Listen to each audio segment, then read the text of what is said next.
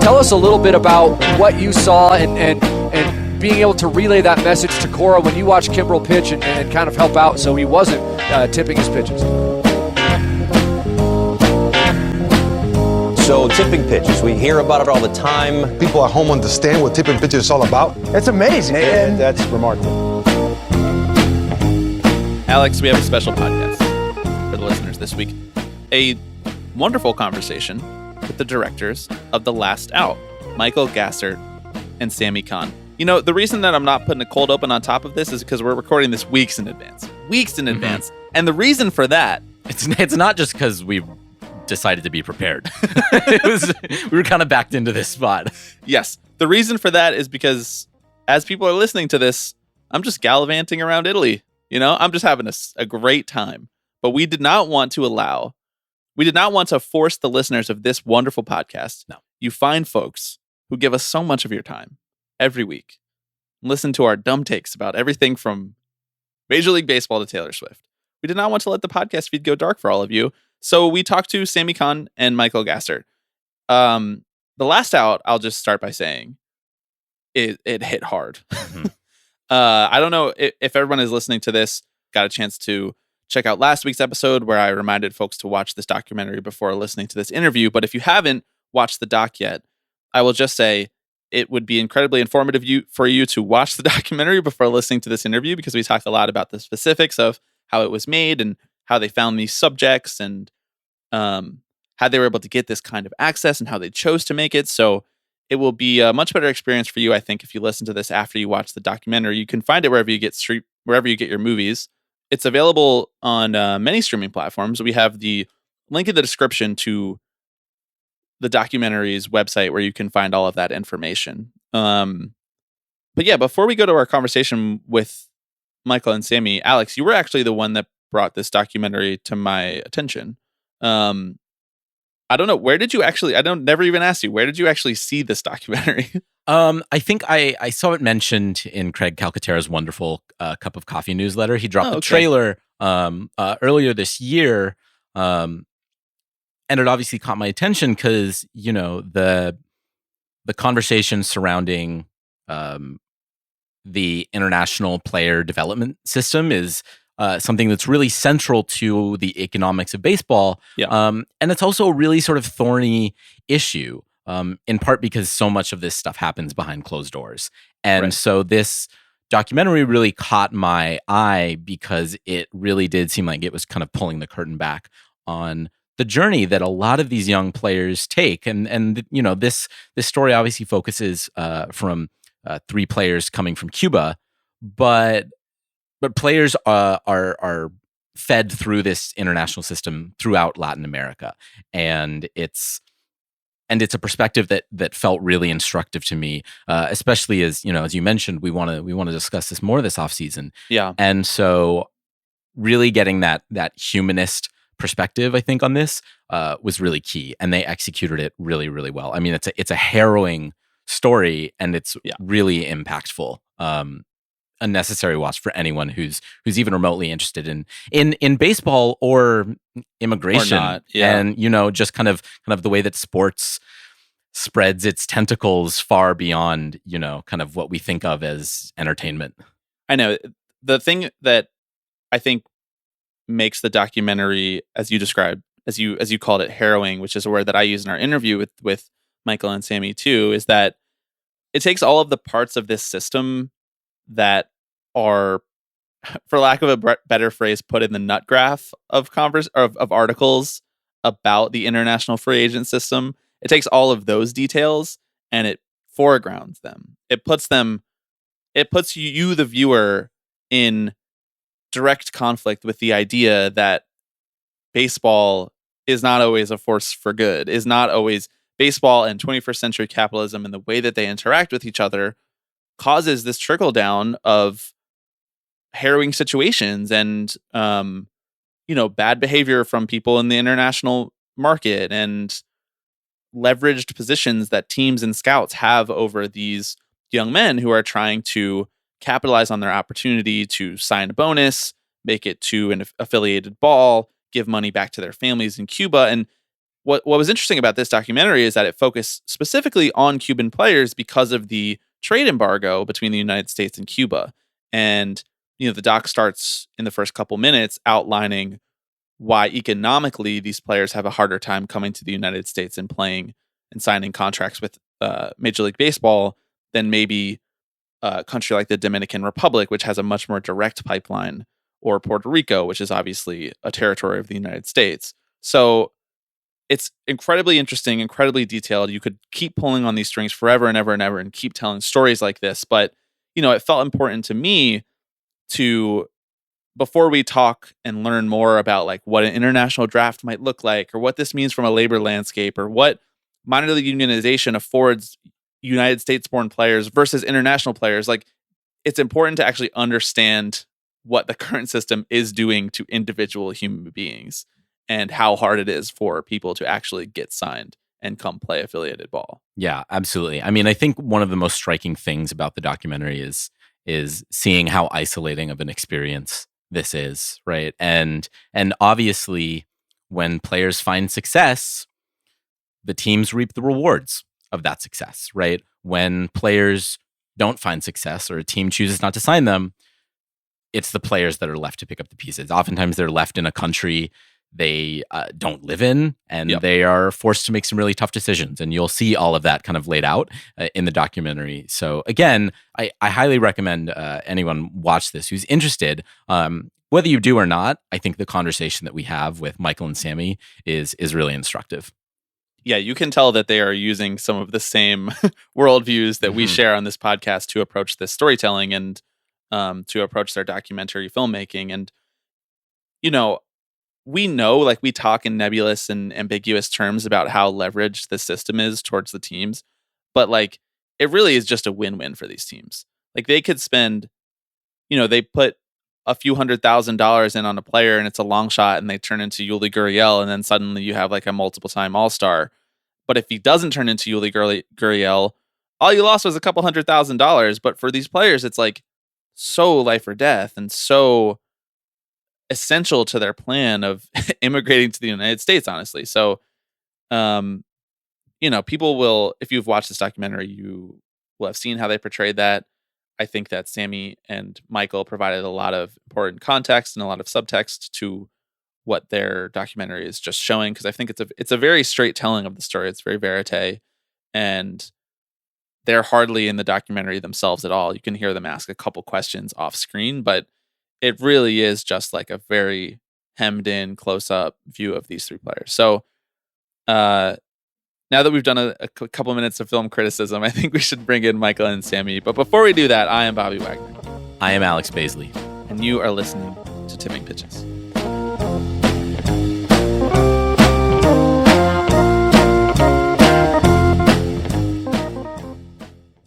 Okay, we are now joined by Michael Gassert and Sami Khan, the directors of The Last Out. Mike, Sami, thank you guys so much for joining us. Thanks, Bobby. It's a pleasure to be here. Alex? We're really excited to talk to you guys. To get started, I wanted to ask sort of a procedural question. We talk a lot on this show about, labor relations. We talk about the minor leagues a lot, but we've talked sort of nebulously about the international system for developing prospects. And of course, I think a lot of mindful baseball fans know some of these things, but maybe don't actively pay attention to some of these things that The Last Out focuses on. So I wanted to ask you guys sort of like, what was the moment that you decided that you wanted to go this specifically in on the international system and Cuban baseball players specifically, and how long ago did that moment happen, and how long was it before you were able to actually start shooting and developing this documentary? Yeah, thanks for having us, Bobby and Alex. It's great to be with you. It's important to look at this stuff because we have to understand what it takes for something to get to our TV screen, and understand what it takes a player, to get to the major league. So really, for Mike and I, it started with that question. We're both huge baseball fans. He's a Brewers fan. I'm a Blue Jays fan. Kind of long suffering to some degree. And, I guess that suffering gives you time to mull over these questions. Who is this Lourdes Gurriel Jr. that the Blue Jays have set their sights on. Actually, when we started, it was Adeiny Echeverria was the guy that the Jays had signed, and everyone was talking about a decade ago. But then in 2014, Mike and I started talking about, what would a film that looked at the Cuban market, what would it be? How would you tell that story? And to be honest, for a long time, we didn't know how it would take shape. And, we started filming in November of 2000. I think it was November of 2014 was our first interview. We went up to interview Ben Badler of Baseball America, and one of the foremost experts on Cuban prospects. And for the first few months, we really searched around for what this film would be, what the story would be, and what our angle would be. And as it happened, after sort of months of convincing, we were able to secure an interview with Gustavo Dominguez, who is sort of one of the central characters of our film, initiates the story. And he's a Cuban-American agent who, in the words of Michael Lewis, invented the market for Cuban baseball players in the 1990s, got Rene Arocha a deal with the Cardinals, $1 million deal, and then basically every Cuban national team guy went to Gus. So early 2015, we got Gus to grant us an interview. At the end of that interview, he told us he had this new group of Cuban ball players that he was representing in Central America. And, would we want to go down there and film with them? And of course, we jumped at the opportunity. And when we went down there, and I'll throw it to Mike now, it's like the story took off in a way that we couldn't have anticipated.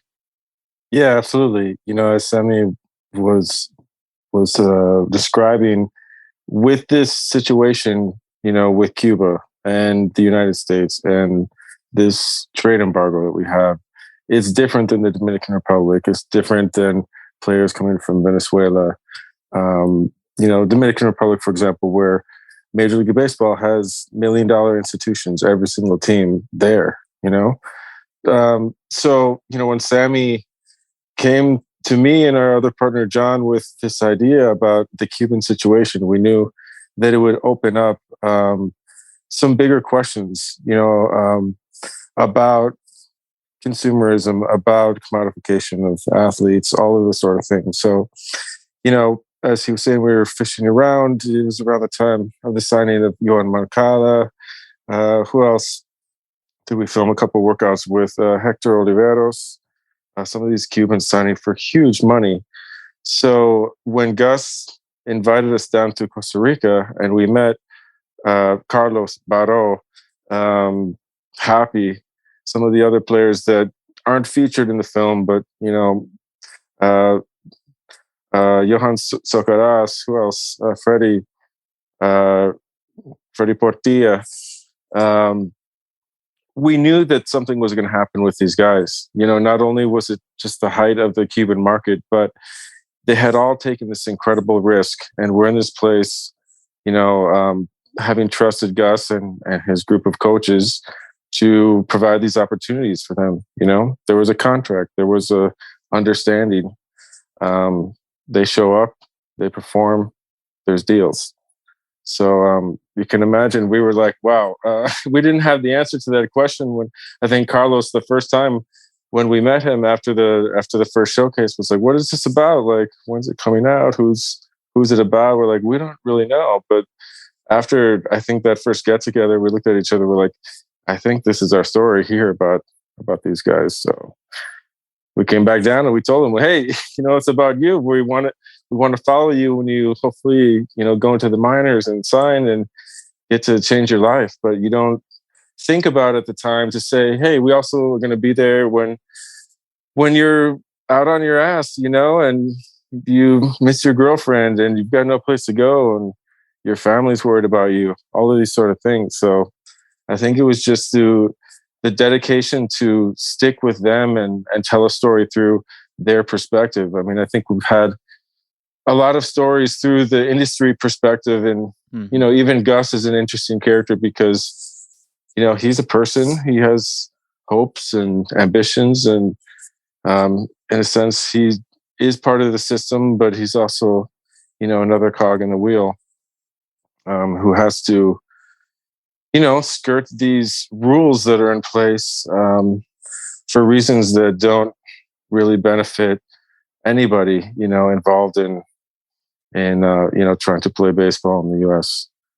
As you mentioned, the film really follows the stories of Happy Oliveros, Carlos Gonzalez, and Victor Barreau, right? And they're all incredibly candid and honest, as the film goes on, about their sort of distaste for the process, right? And they feel, you know, somewhat spurned. They feel lied to, like they've been left in this really vulnerable position. But you know, those interviews with Gus are equally revealing, I think, and he's very honest about his role in the broader sort of scheme of things. As you mentioned, Michael, he is kind of just a cog in this machine that has largely been codified by Major League Baseball itself. So were you? All that to say, it's still a very shadowy kind of network that gets these players to the U.S. So were you surprised at all about sort of the honesty that you got from them, talking to the trainers, around the players? Did that sort of, were you taken aback at all by how open people were to talking about this? At the time, I didn't think, I wasn't surprised, but now looking back and like thinking about the film in context, it's like, holy shit, did Gus actually say that? Yeah. You know, did Villalon, one of the coaches, say that? You know, it was like, so it's only now looking back in hindsight do I like fully appreciate just, you know, how generous everybody was, whether it was the guys or even Gus, even though, you know, the guys get pissed at him, you know, like you allude to. But I don't know, Mike, what do you think? No, absolutely. I mean, I think you know, it was a process with everybody, you know, and it's a testament, you know, as Sami was talking about Gus, to Sami's diligence and just you know, honesty, disarming nature that Gus was willing to talk to us from the beginning. But meeting Happy, Carlos, and Barreau, it's a funny story. The first days on the field, and you know, Gus is excited for them to get used to media folks and, you know, people with cameras, and they're pretty rigid in front of the camera, like, oh, I'm Barreau, you know, like that's it. And but early on, I think Happy, and even in a sense Carlos, understood what we were doing maybe before we did, you know, in some ways, when we moved from off the field and we're just, you know, first just kind of showing up at their door, and then it turned into like, you know, hanging out with them longer, and then just staying there and living with them at one point, you know, and just going through the motions together. And so when something happens, like a player gets dropped, or, you know, everything shifts, or there's an offer on the table, and you're there and you've gone to their house and you've met their parents and you're, you know, with them through thick and thin, I think that's where some of the real truth is revealed behind their story and their perspective. And when they watch it and they're like, yeah, that's me. That's what happened. That's what happened with us. And even with Gus, as you said, I think part of the, you know, we didn't plan things like this, but part of the nature of having just a small but like powerful team is, you know, I might be in Costa Rica with the guys, like being like, hey, Sami, this is what's going on here. And he's actually in LA and can hit up Gus. And, you know, because he wasn't down there that much in Costa Rica, honestly. You know, he's in LA and taking care of his business. And, you know, he's a businessman dealing with players. Part of what was probably hard for you guys to have perspective on some of the things that these guys were saying was that you were just in the thick of it with them, like this whole time. And I mean, it's basically impossible to predict what's gonna happen. One scout might love a guy. The scouts might sour on a guy for seemingly no reason. You're not hearing every single back and forth with Gus and these scouts, and Gus and the teams, and what they might be signing for. So, you know, there are kind of three ways that it could go, right? They could go back to Cuba, they could get signed and it could go very smoothly, or they could go kind of this third route where they are on buses traveling through all of South and Central America, trying to get up to Mexico, to the US border, in extremely harrowing situations. So, from a practical perspective for you guys, how are you, how are you able, or were you expecting to be following them through this kind of harrowing journey? And what kind of preparation went into actually doing that and capturing some of that on film? I think, as I alluded to earlier, like from the outset, we knew something was going to happen, and around this time, it was evident that there was interest. There was serious interest in the guys, and there's the whole story about the delay in their papers, and did Gus showcase them too early, and changes in the market, and all this sort of thing. But there were deals that could and probably should have been made. At the same time, as you're alluding to, Happy's story, who I think, we've talked enough about it publicly. Spoiler alert, when he gets dropped, essentially, and how prepared were we? I think it was a moment when we knew something was going to happen. I don't think we were necessarily surprised that Happy got cut, but the manner in which he was, I think, was shocking to us. That, I think it's the first time you hear like one of our voices in the film when I'm like, he just gave you a piece of paper. That's it. Like, not even a bus ticket, not even like, hey, here's a way to transition into, if you're going to stay here where you have some sort of residency now, here's how you can get a job. If you're going to move on, if you're going to go back to Cuba, I think, as you mentioned, the option of going back to Cuba or anybody's home country, when they take that incredibly difficult choice to leave their country in hope of greener pastures and better opportunities, to just turn around and go back, no matter at what stage you're at, I think is really hard. So I think that was unfathomable for any of these guys when they were in Costa Rica. There's a moment kind of early on in the documentary where Happy is cooking, and he's talking with a friend of his about sort of the independent nature of this whole journey. And I think he says something along the lines of like, thank God I know how to cook, because, what do you do when you're out there alone without your family, without that support system? And in a way, it sort of felt like a kind of a thesis for the project, because it's this picture of these young men who have grown up their whole life learning how to do one thing, right? And that's play baseball. And then all of a sudden they have that safety net ripped away from them. And in the case of a guy like Happy, who ultimately gets cut, then that one thing that they're successful at, all of a sudden they can't rely on. So was there anything that sort of struck you while following them on this really independent journey, about their resiliency, about was there anything surprising, I think, that you kind of came across as they went on these journeys doing it alone? Absolutely. I mean, it's great that you keyed into that moment. I think that's one thing that to be honest, we kind of stumbled into it. We didn't realize that we were kind of making a critique of 21st century capitalism, because these guys are they're not even coming from Havana, Happy, Barro, and Carlos are from the East. They're from pretty small towns where, Wi-Fi internet access is limited. Yeah, people have Facebook accounts, but the idea of 21st century capitalism and the sort of ruthless machinations of professional sports are pretty alien.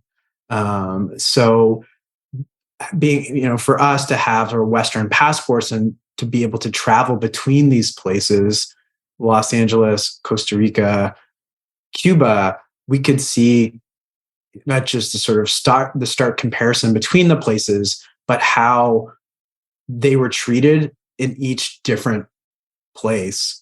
And we were carrying that with us because, this is off camera, but one of the most vivid moments and just, the sort of behind the scenes of making this film was this moment where Happy, back in Cuba, again, spoiler alert, I guess, but is like actually debating the U.S. way of doing things versus the Cuban way of things with his father, and you have this like incredible dialectic on like 21st century economics going on between these two men, but through their kind of non-ideological lens. Yeah, it's informed by the Cuban Revolution. Yeah, it's informed by the fact that Happy's been able to make a little bit of a living in the US for himself, but it really is rooted in these characters. And I think I was surprised by, yes, their savvy and their ability to improvise and adapt,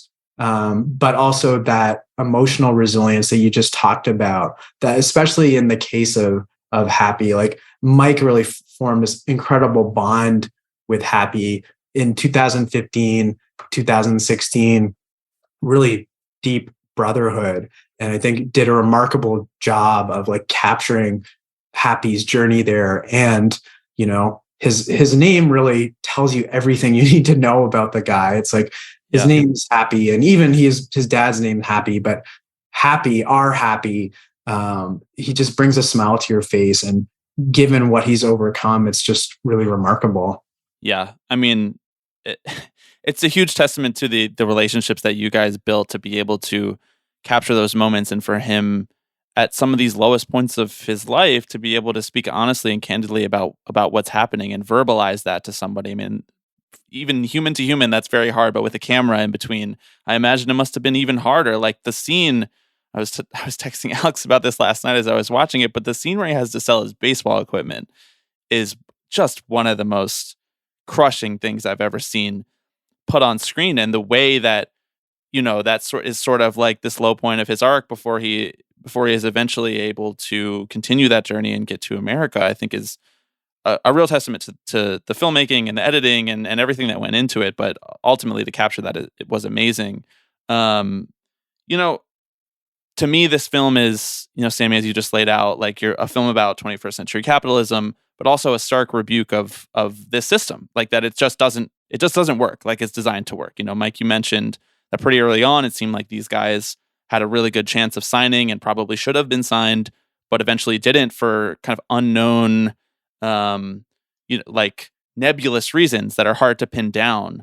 So I guess my question is, there's a bit of a storyline in the film about how the market for Cuban players has dried up in the last few years. So can either of you speak a little bit to why that is, and what about the system is changing that is making it harder for these guys to get the attention, and whether or not you think that the system can be reformed to make it better for guys like the three guys you focus on these films, or whether it needs to be completely knocked down and rebuilt, whether that's something like an international draft or something else entirely? Yeah, I'm sure Sami has some good ideas about this, but I'll just say off the bat, I think there still is an opportunity for Cuban players to sign. I mean, the system still benefits from eventually recognizing their status, skirting the whole embargo and the political situation. I ran into one of the scouts in the film recently on the way down to Dominican Republic, who just signed another Cuban ball player for the Astros for $900,000. So that's still money.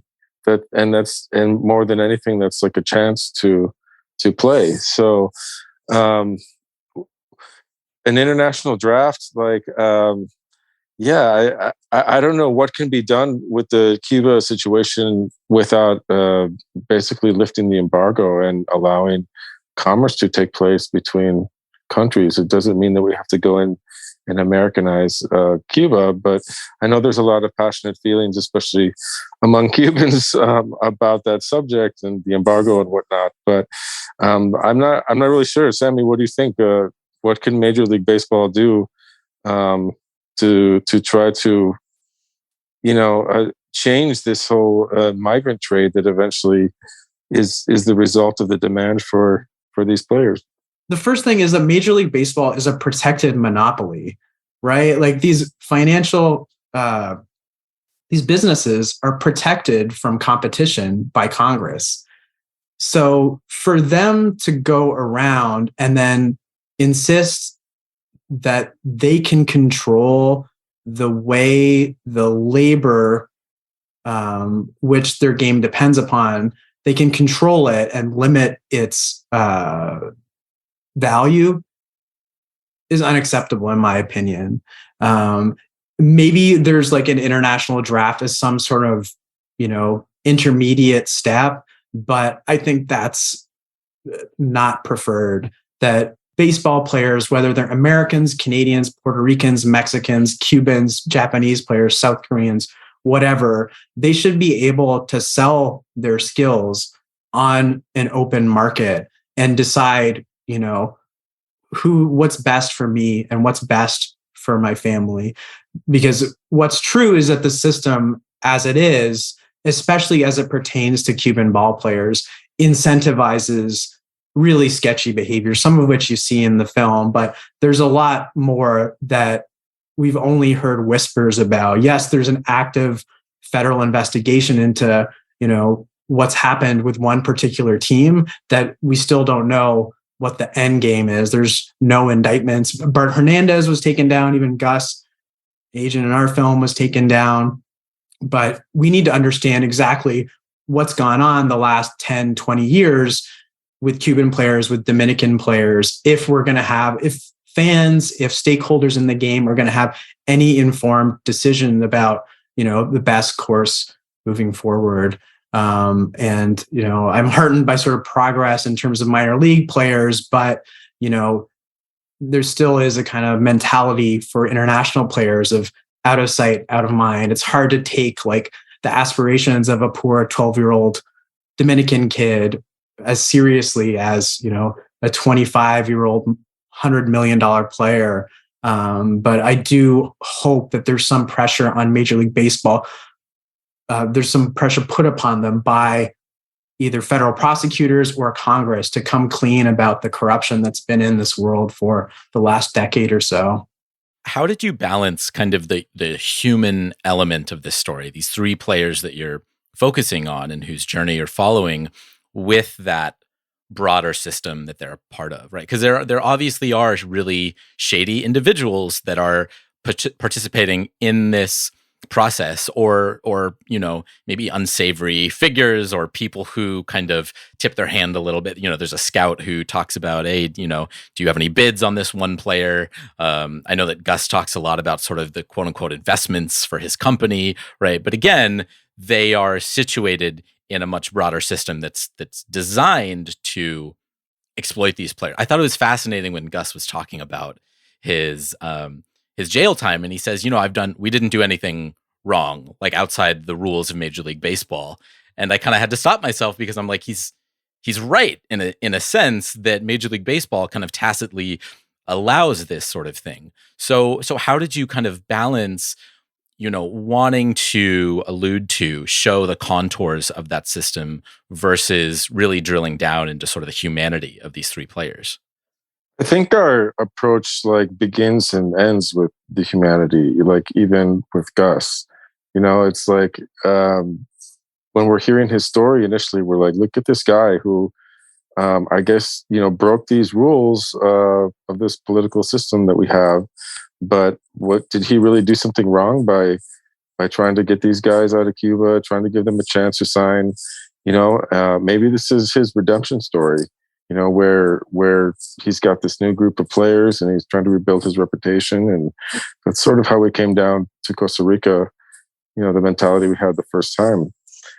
But, when we got to know the guys, our heroes in the film, Happy, Carlos, Baró, and get close to their humanity, you see them initially and meet them as baseball players, through the system itself in a way, As a documentarian, every time that you focus a lens on a participant, you are part of that reality, changing that reality in a sense. So we're down there. We're like media. Hey guys, get used to the camera. But afterwards, we get to know them and we develop a personal relationship that extends throughout our lives. Really, at this point. And when there's tough choices to make, and when things happen in the film, Happy getting cut, there's a choice that we have to make as well as filmmakers. Do we stay here in Costa Rica through Gus, how we began this story and his perspective and, rebuilding his academy, or do we stick with these guys and just really show the depth of their sacrifice and struggle? And so we hope that by staying with them and showing their reality as much as you can, understanding that there are bigger issues behind the system that they are participating in, that we're all participating in, but that those questions can be raised through a true representation of what they're going through, and the answers can be found within, audience members and people who ask themselves the tough questions, the ones that we're asking right now. So I think that's how, what do you think, Sami? I mean, we always sort of took that approach of a participant first, even when it comes to Gus. Yeah, I mean, absolutely. It was also kind of trial and error, because we didn't realize how much we were biting off to chew at the very beginning, and there are countless threads that we had to drop because they didn't fit into that rubric that Mike was just outlining. And as the months sort of turned into years making this, we would, we have like our kind of, Charlie and It's Always Sunny board up, right? And we're like got all these like crazy leads. I was like, how are we going to tell this story? And it's like, okay, this loose end here, even as it connected to our core story in Costa Rica, like some of those other guys that Mike mentioned, it was heartbreaking to cut them out of the film. So how are we going to work in this Miami lawyer, who like represented Leonis Martin into the film, and like Leonis Martin story into it? We can't. It's like we're cutting Freddie out of the film. It's like he's giving me shit for that. It's like we're not going to be able to work this guy into it, and but it also made us aware of the sort of limitations in the coverage of this world too.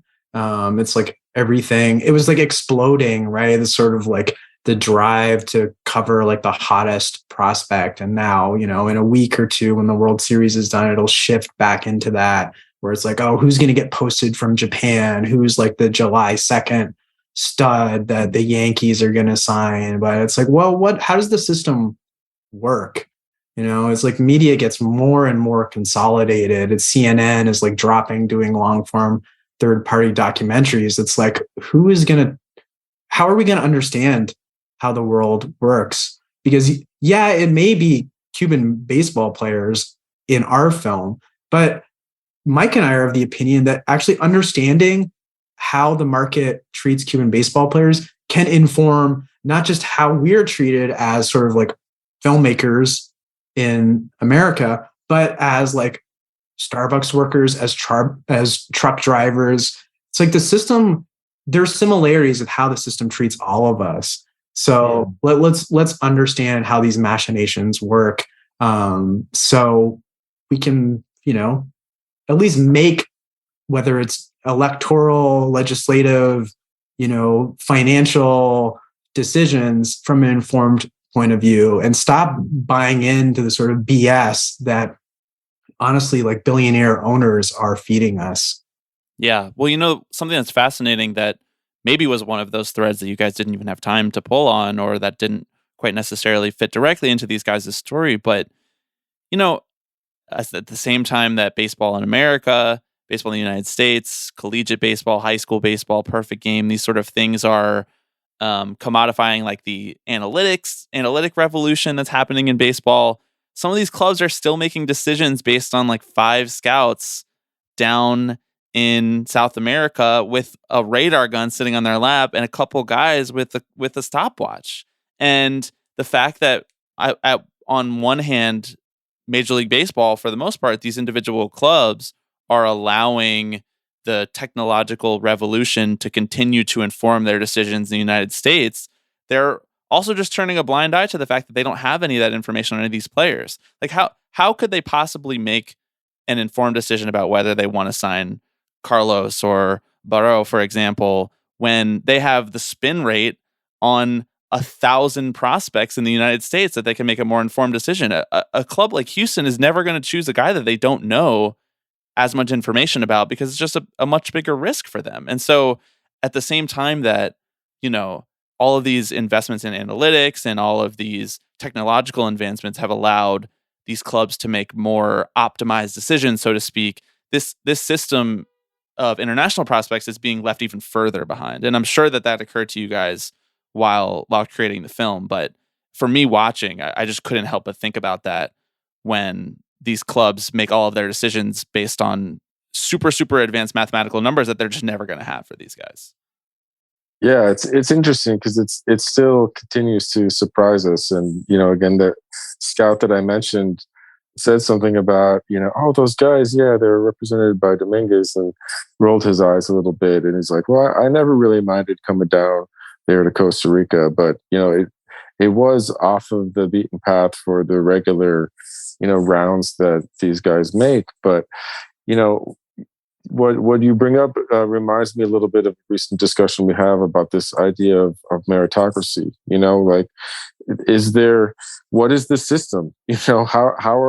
How do players, get a fair look? How do they get a fair shake? How do they understand what's expected of them? You see it in the film with our players, where there were, promises made. There were expectations that were pretty clear for, these players coming, performing, following the coach's advice and the program that they designed for them. But, you ask them now, and some of the discussions with these guys as they're, we're hosting some conversations for them, there's still questions about all of that, about,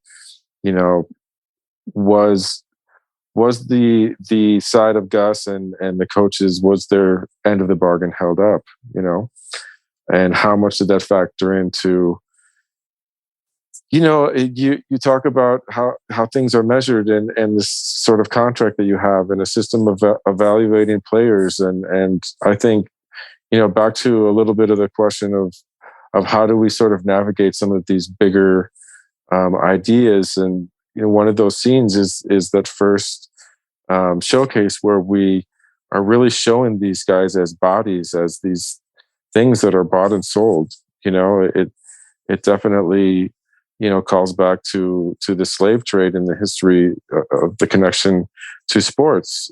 So, this is a system where we benefit from a spectacle where there are human beings behind it, and I think when it comes to earning one's place, these guys still have questions about it, even as recently as, our last discussions. Carlos is like, did I have a chance? Was I there? One final question for you guys. Were there any other documentaries that you specifically took as inspiration before making this film? Any docs that you were watching while cutting it together, while creating it, or any just from your careers and lives as filmmakers and documentary fans, I imagine, that specifically inspired the sort of verite style that you told it in?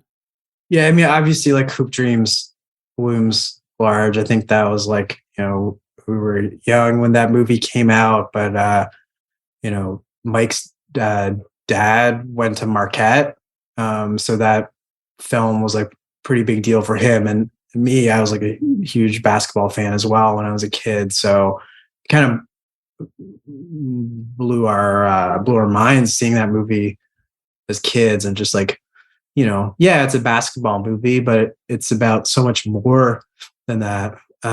Hoop Dreams was, is obviously the tentpole. I don't know if we really anticipated that we would be getting into the kind of longitudinal, long-term storytelling that Steve James did in that, but we did. Like, the movie's shot over, I don't know, 4 or 5 years. And, I wasn't married.